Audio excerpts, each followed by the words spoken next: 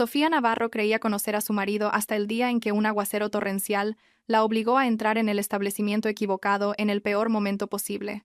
El diluvio golpeó Madrid con una furia salvaje e inesperada, transformando al instante la tarde de finales de marzo en una densa e impenetrable cortina gris.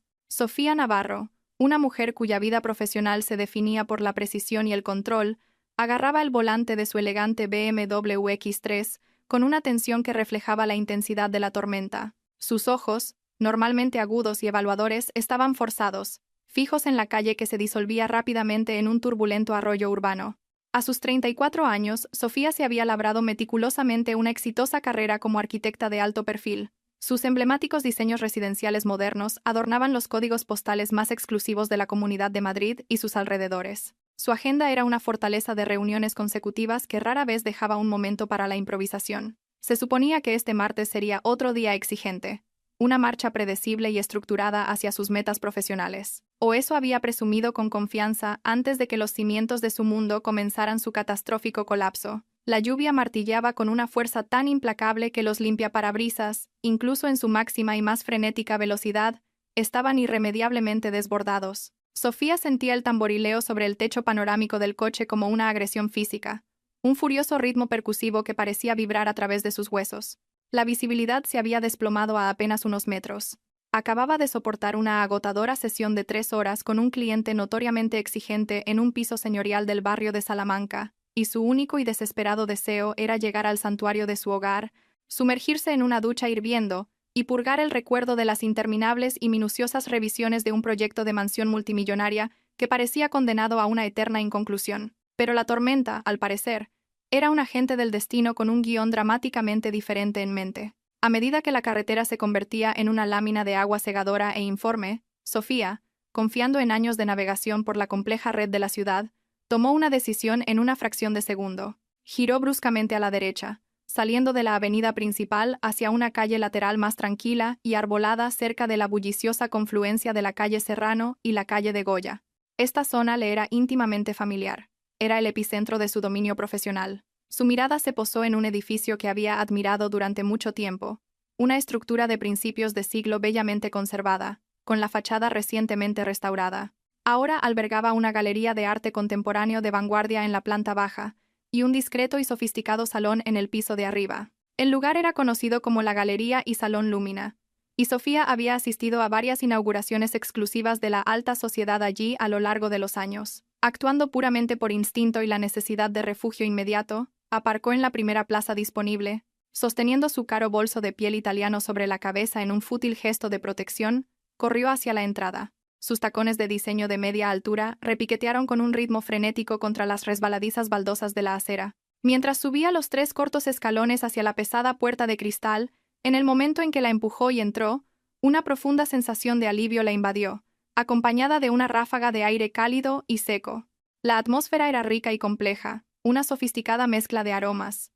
El profundo y reconfortante olor a café expreso de alta calidad recién hecho, la sutil fragancia a madera encerada y un leve y exótico rastro de incienso de sándalo.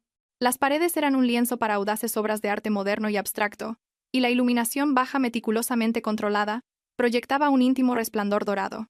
Unos 15 clientes estaban dispersos por el espacio, algunos acomodados en profundos sillones de terciopelo oscuro, otros de pie cerca de los grandes ventanales, observando en silencio el caos de la tormenta exterior. Sofía se quitó la gabardina empapada, la pesada tela goteando sobre el suelo pulido, y la colgó en un discreto perchero cerca de la entrada. Su cabello castaño, meticulosamente peinado, estaba ahora húmedo y desordenado, y se pasó los dedos por él en un vano intento de restaurar algo de orden. Fue entonces, al girarse con la intención de acercarse a la elegante barra de mármol para pedir una bebida caliente reparadora, quizás un té Earl Grey fuerte o un chocolate caliente espeso y negro, cuando el suelo firme bajo sus pies pareció disolverse en un abismo.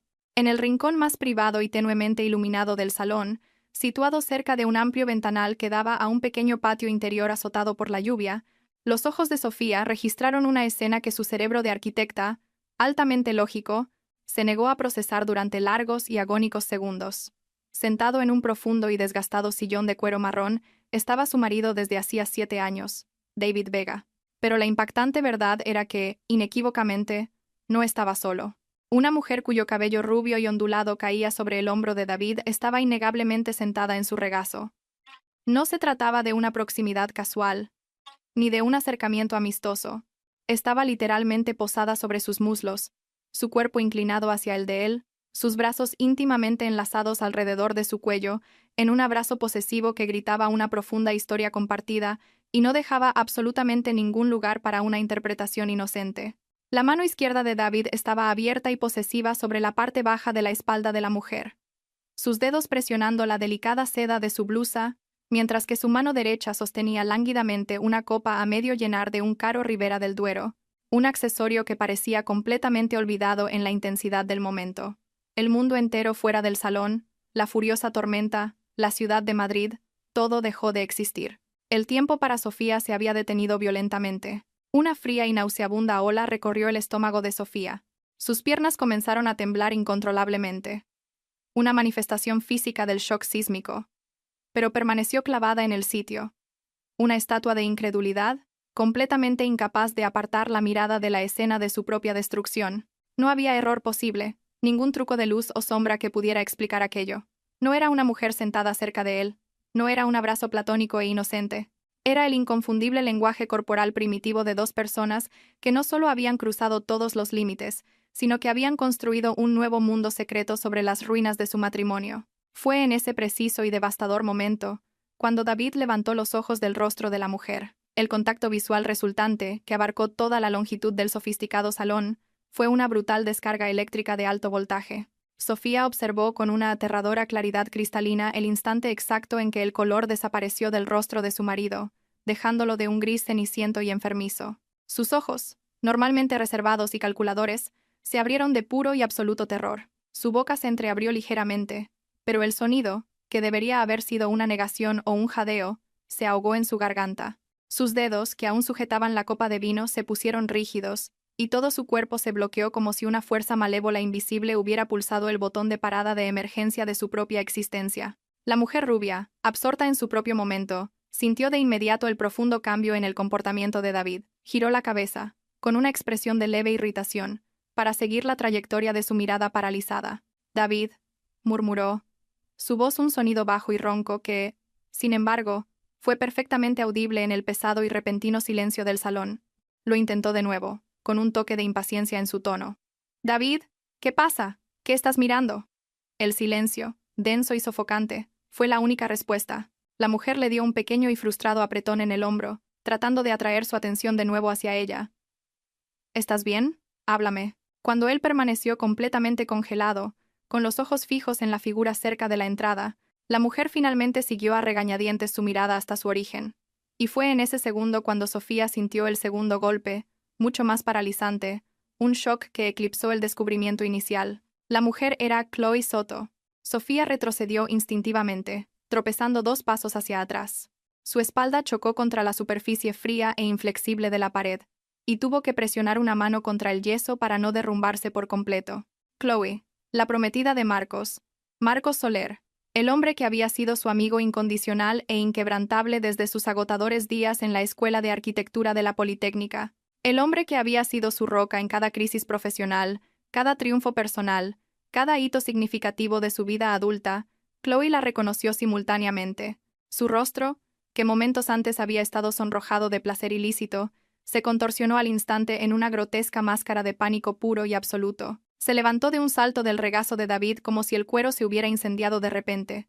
Un movimiento tan violento y brusco que casi hizo que la copa de vino cayera de su rígida mano. La copa se tambaleó precariamente, derramando unas gotas carmesí sobre la cara alfombra beige antes de que David, con un último y desesperado espasmo, lograra estabilizarla. Sofía no esperó. No soltó el grito que le arañaba la garganta. No avanzó por la sala para enfrentarlos. No exigió las respuestas que ya eran flagrantemente obvias. En su lugar, ejecutó una impecable y gélida retirada. Giró sobre sus talones y empujó la pesada puerta de cristal con una fuerza que hizo temblar su marco. La lluvia seguía cayendo con intensidad bíblica. Pero ya no le importaba. Descendió los escalones de piedra, buscó a tientas el mando a distancia para abrir la puerta del coche con manos que temblaban violentamente, se metió en el asiento del conductor y cerró la puerta de un portazo. Sus manos estaban tan inestables que abrocharse el cinturón de seguridad se convirtió en una compleja tarea de múltiples intentos. Su corazón era un pájaro frenético y atrapado, latiendo tan rápido y fuerte que parecía a punto de fracturarle las costillas. Sin embargo, Sofía no lloró. Ni una sola lágrima se escapó. Puso el coche en marcha, los neumáticos patinando momentáneamente sobre el asfalto anegado, y comenzó a conducir, con el concepto de un destino completamente carente de sentido. Su único imperativo era la distancia. Necesitaba estar en cualquier lugar menos allí. Necesitaba un vasto espacio vacío para respirar, para pensar, para comenzar la imposible tarea de procesar la imagen catastrófica, ahora grabada a fuego en su mente. Mientras navegaba por las caóticas e inundadas calles de Madrid, la lluvia un asalto furioso y rítmico contra el parabrisas, Sofía sintió una profunda fractura interna. No solo la destrucción de su matrimonio, sino la aniquilación de una confianza fundamental e incuestionable en su propio juicio y realidad, una confianza que ni siquiera se había dado cuenta de que era tan vital hasta que le fue brutalmente arrebatada. La infidelidad de un marido habría sido un golpe devastador, pero la infidelidad de un marido con la prometida de su más antiguo y querido amigo, eso era una crueldad calculada y de doble filo de una magnitud que su mente racional era completamente incapaz de comprender. Y mientras Sofía conducía sin rumbo por la ciudad tormentosa, una certeza fría y silenciosa comenzó a tomar forma en la parte más profunda y resistente de su conciencia. Esto no era el final de la historia. Esto era simplemente el comienzo explosivo y agonizante de algo mucho más grande, mucho más doloroso, e infinitamente más complejo de lo que jamás podría haber predicho. Sofía conducía a un nivel puramente mecánico, su mente consciente un bucle frenético y repetitivo de la escena en el salón. Los lugares emblemáticos de Madrid, los imponentes edificios, los letreros de neón, las luces borrosas de los coches que pasaban, se reducían a una mancha húmeda y sin sentido fuera de sus ventanillas. Los semáforos cambiaban de rojo a verde, y ella los obedecía solo por memoria muscular, los colores registrándose sin significado. Finalmente se detuvo, dándose cuenta de que había aparcado frente al Parque del Retiro, un vasto santuario verde en la ciudad donde ella y David habían paseado a menudo en tranquilas mañanas de fin de semana. El parque estaba desierto, sus árboles centenarios azotados violentamente por el viento y la lluvia. Sofía apagó el motor y se sentó en silencio, observando los riachuelos de agua trazar patrones aleatorios y complejos en el cristal. Fue entonces cuando el teléfono, descansando en el portavasos, comenzó su insistente y estridente clamor. El sonido discordante del tono de llamada la hizo estremecerse violentamente. Miró la pantalla iluminada. David. Dejó que sonara, el sonido una dura intrusión en su frágil silencio. Sonó hasta que fue engullido por el sistema de buzón de voz. Segundos después, comenzó de nuevo. David. Implacable. Sofía se inclinó y presionó el botón lateral, silenciando el dispositivo y volviéndolo a colocar en la consola, su mirada volviendo a la tormenta. El teléfono vibró 5 veces más en los siguientes minutos. Sofía lo ignoró. No podía. No quería escuchar su voz. Se negó a oír las predecibles y apresuradas excusas, las explicaciones transparentemente improvisadas, las mentiras desesperadas y construidas a toda prisa, nacidas del pánico puro. Conocía el guión de memoria. Lo había absorbido de innumerables películas, escuchado las historias de advertencia de amigas, leído los relatos cínicos en Internet, sabía precisamente las frases huecas que emplearía. No es lo que crees. Puedo explicarlo todo. Fue un terrible error aislado. Pero Sofía no era ingenua y, lo que es crucial, había presenciado la verdad con sus propios ojos. No había ambigüedad, ni espacio para una narrativa alternativa plausible. Una mujer sentada íntimamente en el regazo de un hombre, con los brazos entrelazados, los cuerpos apretados. Esa estampa poseía un único significado innegable. El teléfono se silenció por un breve y engañoso período, y Sofía casi se permitió creer que se había rendido. Entonces la vibración comenzó de nuevo. Un zumbido rápido e insistente. Esta vez no eran llamadas. Era un torrente de mensajes de texto. Uno tras otro, el teléfono pulsaba con sucesivas notificaciones. Sofía finalmente recuperó el dispositivo, desbloqueó la pantalla y miró. 23 mensajes sin leer, todos de David. No abrió ni uno solo. Simplemente se quedó mirando la lista de notificaciones que se acumulaba rápidamente, observando los desesperados y truncados. Por favor, desplazarse por la pantalla de vista previa. Por favor, coge el teléfono. Necesito hablar contigo ahora. No es lo que parece, te lo juro. Solo dame una oportunidad para explicarme. Por favor. Sofía bloqueó la pantalla de nuevo y apoyó la frente contra el plástico frío y duro del volante, cerrando los ojos ante la aplastante realidad. La lluvia se había suavizado, convirtiéndose en esa fina y persistente llovizna madrileña que parece poseer una duración melancólica e interminable. El sonido monótono y repetitivo de las gotas en el techo del coche creaba un ritmo hipnótico, un extraño y desolado consuelo en su previsibilidad. ¿Cuánto tiempo pasó? 5 minutos, 30, ¿una hora? Sofía no tenía concepto del tiempo. Solo sabía que cuando finalmente levantó la cabeza, con el cuello rígido, y giró la llave en el contacto, una decisión se había solidificado en el centro frío y claro de su mente. No iba a casa. Todavía no. No podía cruzar el umbral de ese piso, sentarse en ese sofá o acostarse en esa cama. No esta noche. No mientras la cruda y brutal realidad de la traición estuviera tan fresca y cortante. Sofía cogió su teléfono, ignoró los frenéticos mensajes de David y abrió una aplicación de reserva de hoteles. Sus dedos se movieron por la pantalla con una nueva y gélida determinación, buscando opciones cercanas de alta gama. Aseguró una reserva en el Hotel Mercer, un establecimiento famoso por su elegancia y discreción en el centro. Reservó una habitación para una noche.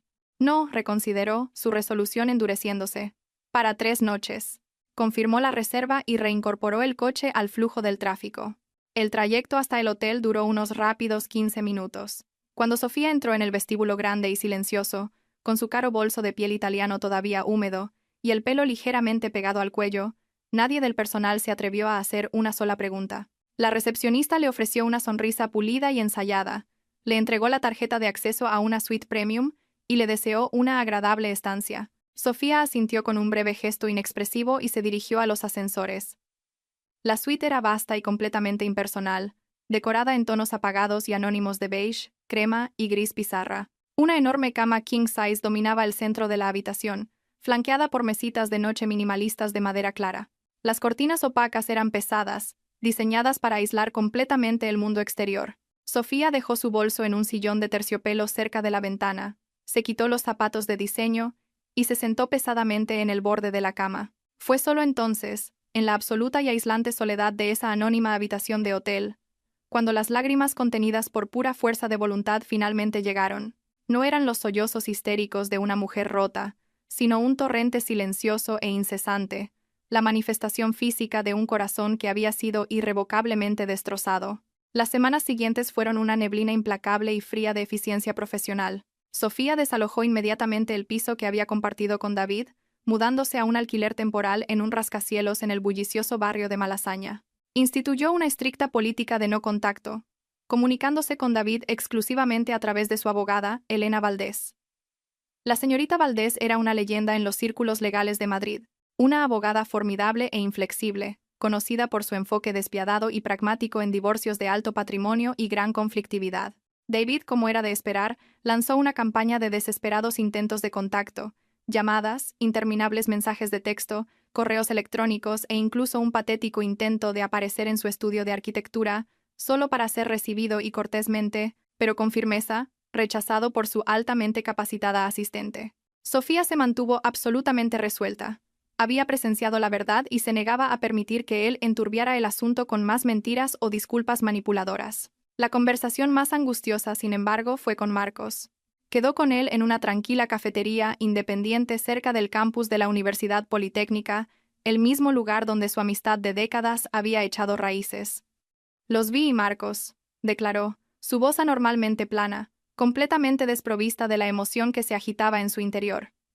David y Chloe estaban juntos. Íntimamente. No hay otra forma de describirlo. La reacción de Marcos fue un devastador cóctel de incredulidad inicial, seguida de un dolor físico inmediato y aplastante. No gritó, no negó, no intentó discutir. Simplemente se encorvó en su silla, hundiendo el rostro entre las manos, todo su lenguaje corporal irradiando derrota. «No lo entiendo», susurró, su voz espesa por las lágrimas no derramadas. Estábamos a 2 meses de la boda. Las invitaciones se enviaron la semana pasada. Sofía extendió la mano por encima de la pequeña mesa, su mano temblando ligeramente, y la posó suavemente en su brazo. «Lo siento muchísimo, Marcos. Ojalá más que nada no tuviera que ser yo quien te dijera esto». Se sentaron en un silencio profundo y pesado durante lo que pareció una eternidad. 2 víctimas colaterales de un engaño compartido, brutal y meticulosamente planeado. Sofía tomó la decisión calculada de ocultar el secreto del posible embarazo o su posibilidad. Por ahora, Sabía que necesitaba reunir pruebas absolutamente irrefutables y de calidad legal antes de desplegar esa particular opción nuclear. El impacto emocional del romance ya era suficiente para lidiar en ese momento. Contrató los servicios de un investigador privado, un ex detective de la Policía Nacional llamado Paco Ibáñez, conocido por su discreción y minuciosidad, para que investigara a fondo los historiales financieros y médicos de David y Chloe. Paco era innegablemente caro, pero Sofía consideró el coste como una inversión necesaria en su futura tranquilidad y su posición legal. Necesitaba conocer el alcance completo y sin adornos de la traición. El informe del investigador llegó 3 semanas después. Una gruesa carpeta de Manila llena de extractos bancarios, recibos de tarjetas de crédito y registros médicos. Sofía se sentó en el elegante y minimalista despacho de la señorita Valdés, su corazón latiendo a un ritmo lento, frío y constante mientras hojeaba las páginas. El romance, confirmaba el informe, había durado más de un año. Su lugar de encuentro secreto era un apartamento de alquiler de lujo a corto plazo que David había arrendado en el moderno barrio de Justicia, cuyos pagos estaban hábilmente disfrazados en sus informes de gastos corporativos como entretenimiento de clientes y honorarios de consultoría. Los recibos detallaban meticulosamente cenas extravagantes en restaurantes de lujo, escapadas de fin de semana a Ibiza, y lo más condenatorio, una serie de grandes compras inexplicables. «Mira esto, Sofía», le indicó la señorita Valdés. Su dedo perfectamente cuidado golpeaba una línea en un extracto de tarjeta de crédito. Cartier. 28 de septiembre.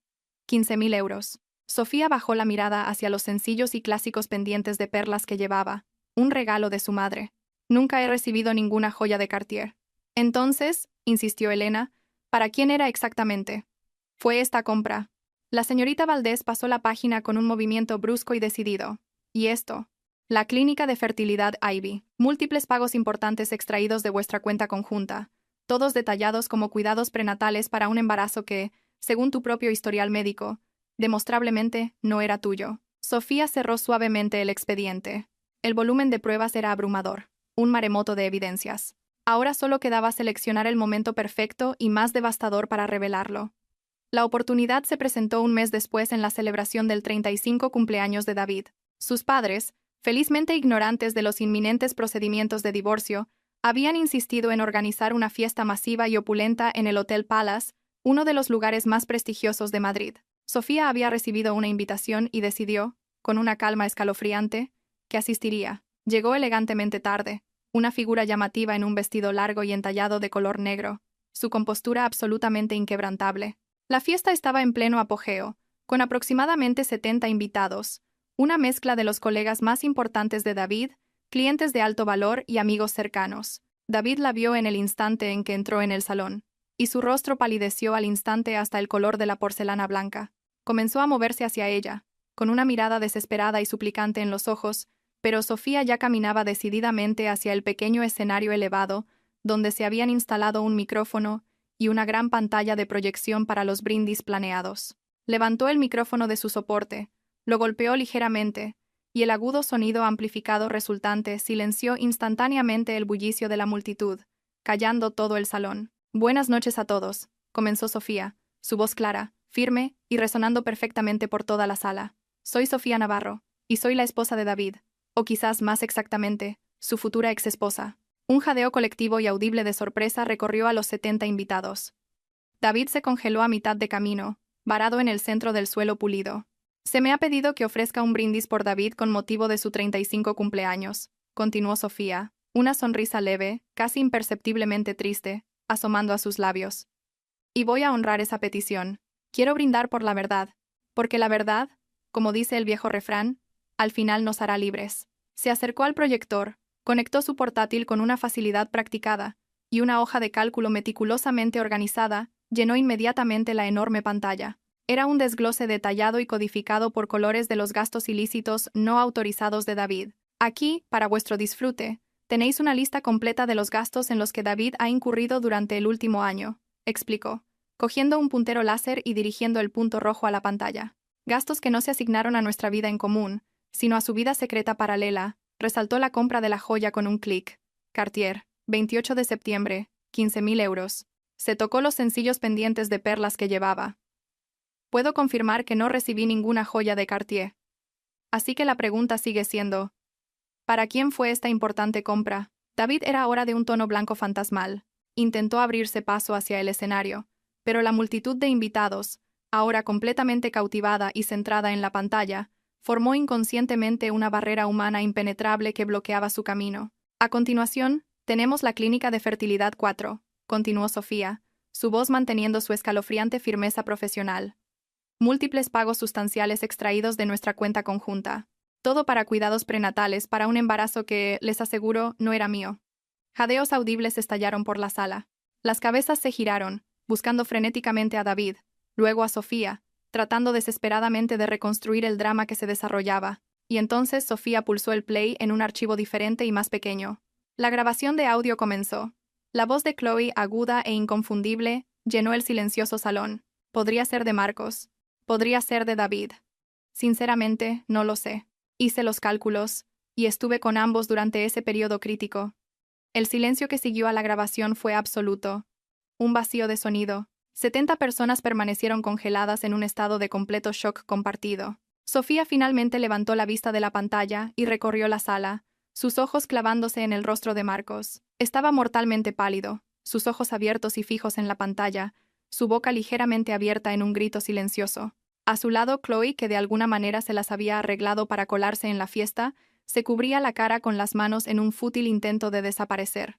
Y finalmente, anunció Sofía, su voz quebrándose solo ligeramente, un temblor momentáneo del inmenso dolor que contenía, para aquellos pocos de vosotros que todavía os aferráis a la esperanza de que esto pueda ser algún tipo de desafortunado malentendido. Pulsó el play en el último y más devastador archivo. El videoclip fue breve, durando solo unos segundos. Sofía no tenía ningún deseo de infligir un trauma innecesario a los invitados o, más importante aún, a sí misma. Pero fue más que suficiente. Suficiente para identificar claramente la reconocible habitación de hotel de lujo. Suficiente para ver dos figuras, David y Chloe, enlazadas en una posición inequívocamente comprometedora. Sofía pausó el video y, con un último y decisivo movimiento, apagó el proyector. La sala permaneció en un estado de profundo y absoluto silencio. Era el tipo de silencio que desciende cuando docenas de personas procesan simultáneamente una única y devastadora bomba emocional. Sofía colocó tranquilamente el micrófono de nuevo en su soporte, bajó los cortos escalones del escenario y comenzó a caminar con una dignidad lenta y deliberada hacia la salida principal. Al pasar junto a Marcos, se detuvo por un brevísimo momento. Le puso la mano suavemente en su rígido brazo y susurró, con la voz cargada de un genuino pesar. «Lo siento de verdad, Marcos. Merecías saber la verdad». Marcos no ofreció respuesta. Simplemente miraba, sin parpadear, a Chloe, su expresión una aterradora máscara de traición absoluta y pura que Sofía nunca antes había presenciado. Sofía continuó su camino. Pasó junto a David, que permanecía paralizado, una estatua de la vergüenza en el centro del salón, con todos los ojos fijos en él, nadie con el valor o las palabras para intervenir. Pasó junto a su propia madre, que lloraba silenciosamente en un pañuelo. Pasó junto a los padres de David, que parecían haber envejecido una década en el lapso de 10 minutos.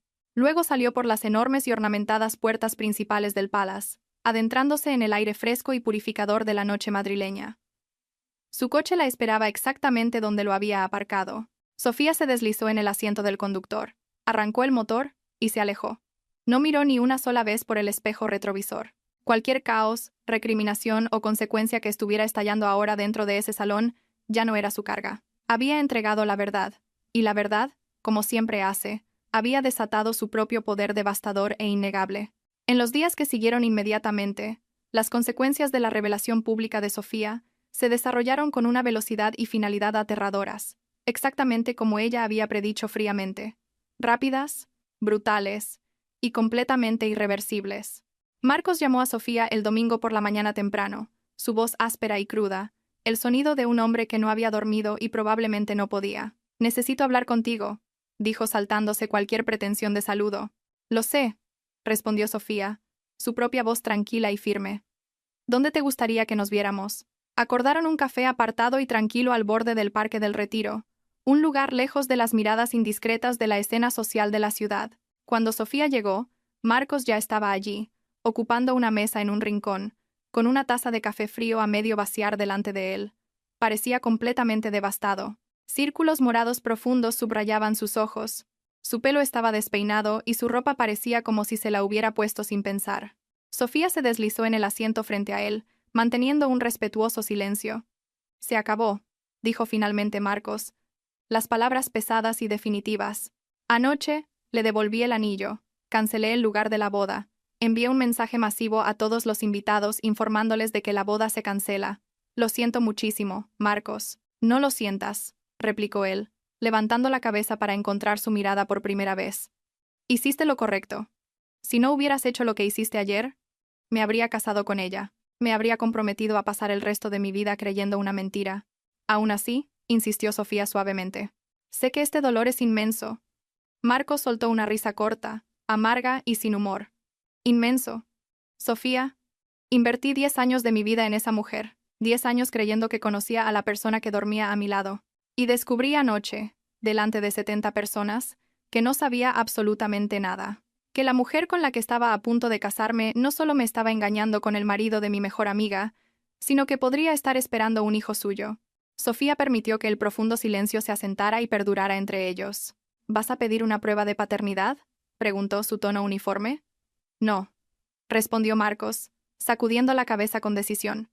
Ese no es mi problema a resolver. Si el niño resulta ser mío, Chloe puede contactarme cuando tenga pruebas irrefutables. Hasta ese momento, no quiero ninguna implicación con ella o su vida. Finalmente cogió la taza de café y tomó un gran sorbo, haciendo una mueca.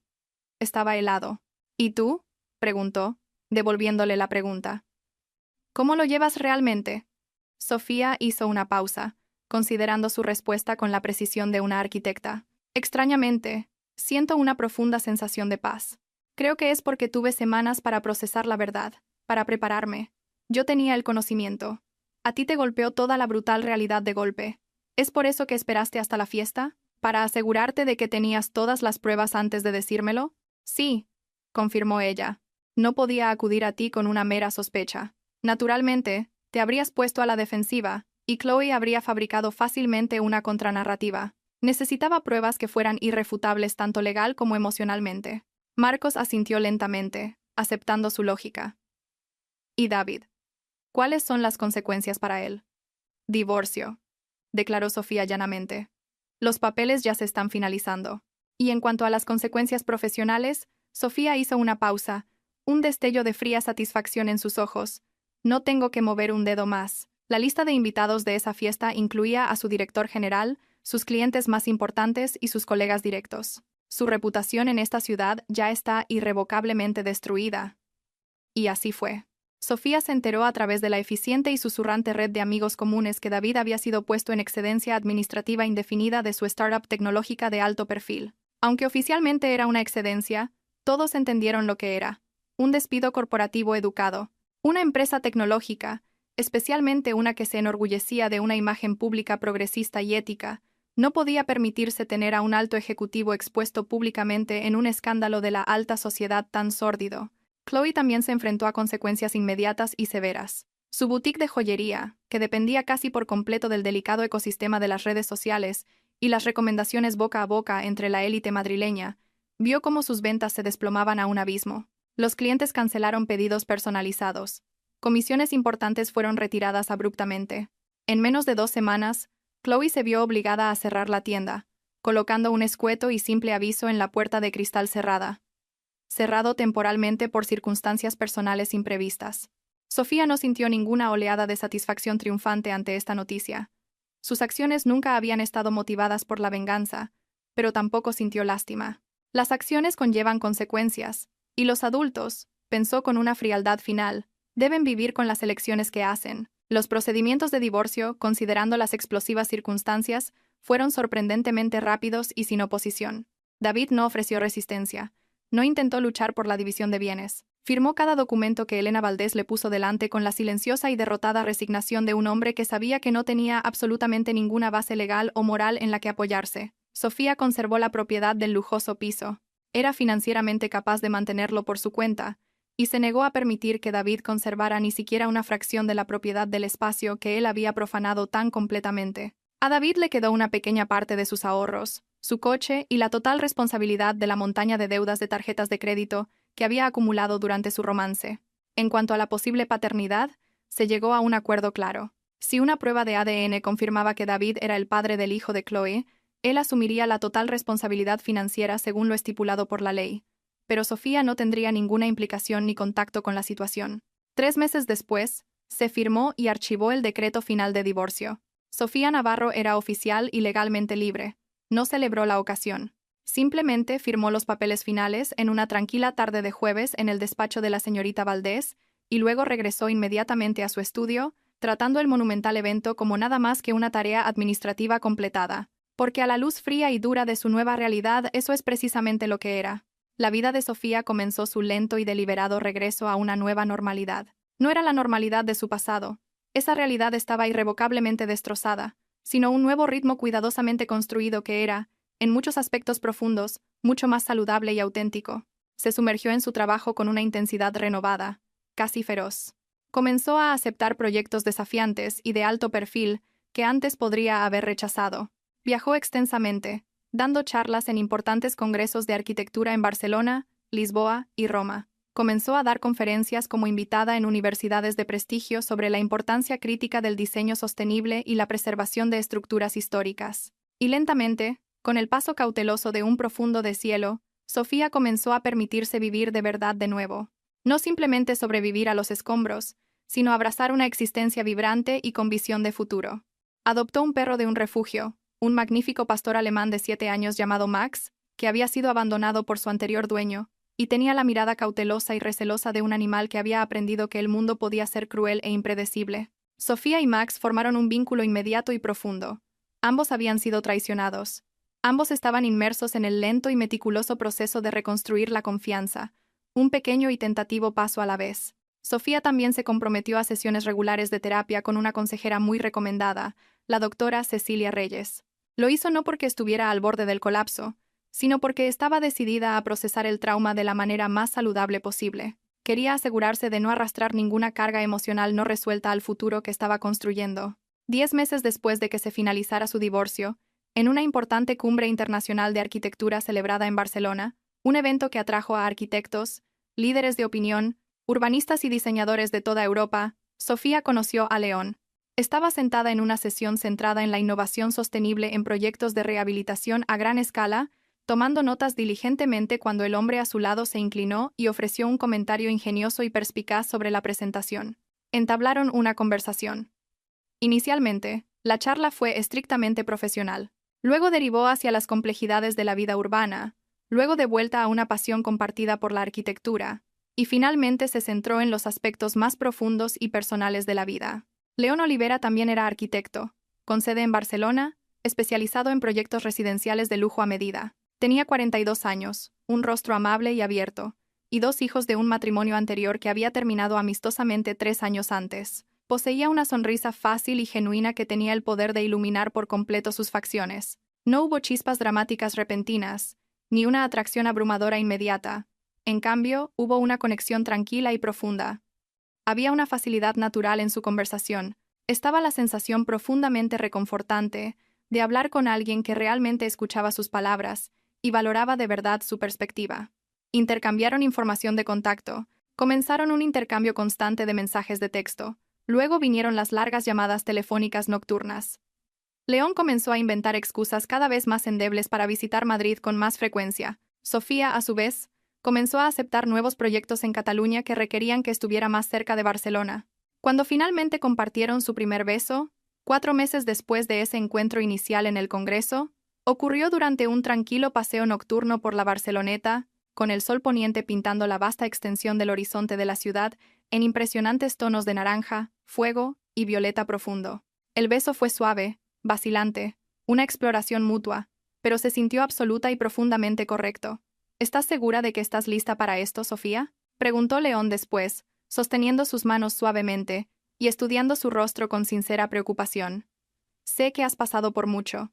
No quiero presionarte a nada. Estoy lista, respondió Sofía, su voz firme y honesta. No porque haya olvidado lo que pasó, sino porque he aprendido que los eventos del pasado no definen ni definirán mi futuro.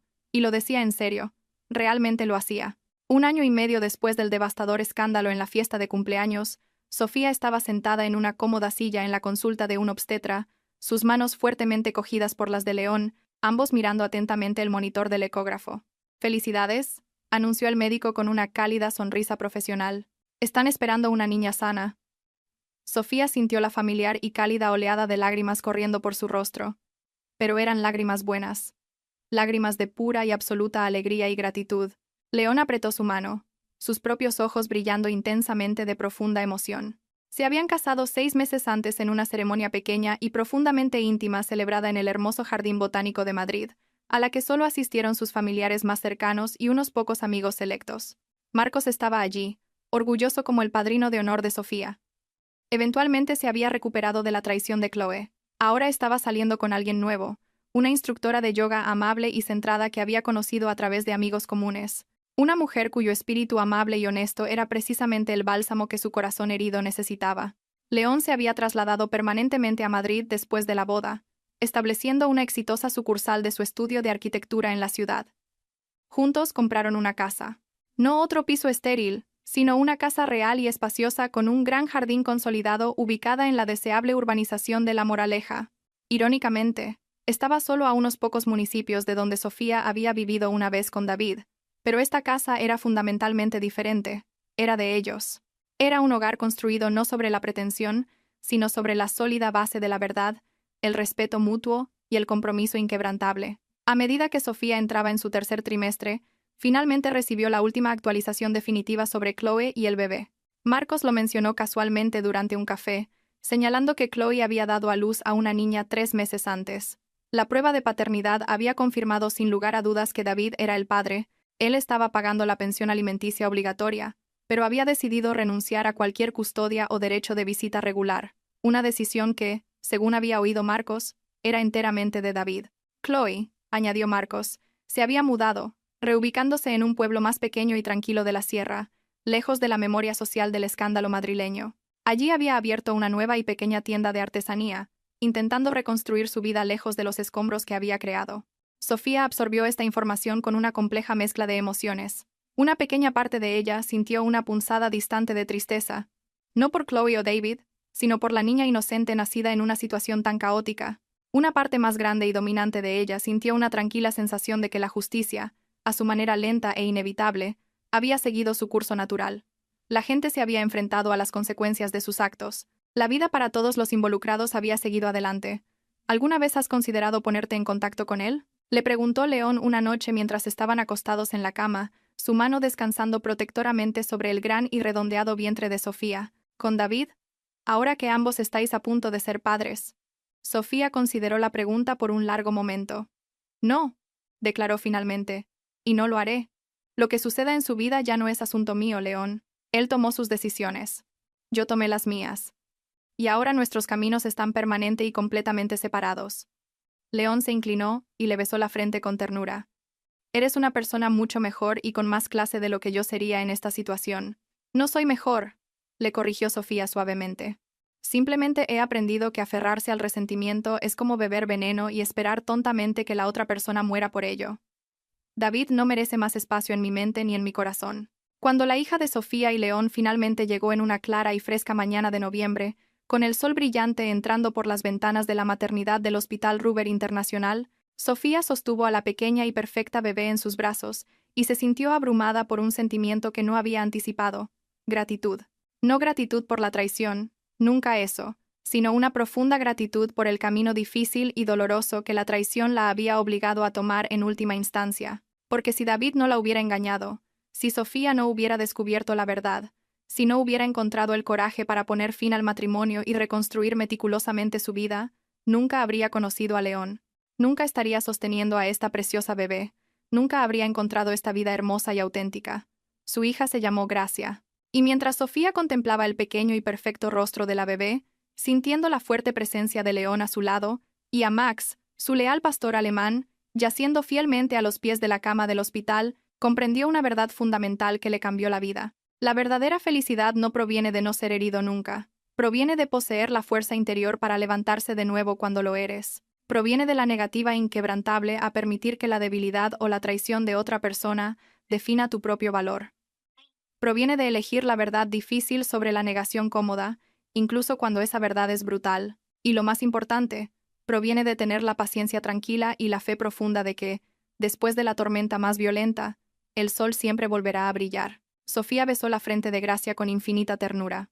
Bienvenida al mundo, pequeña, susurró, su voz espesa por la emoción. Y bienvenida a la vida que construí para nosotras.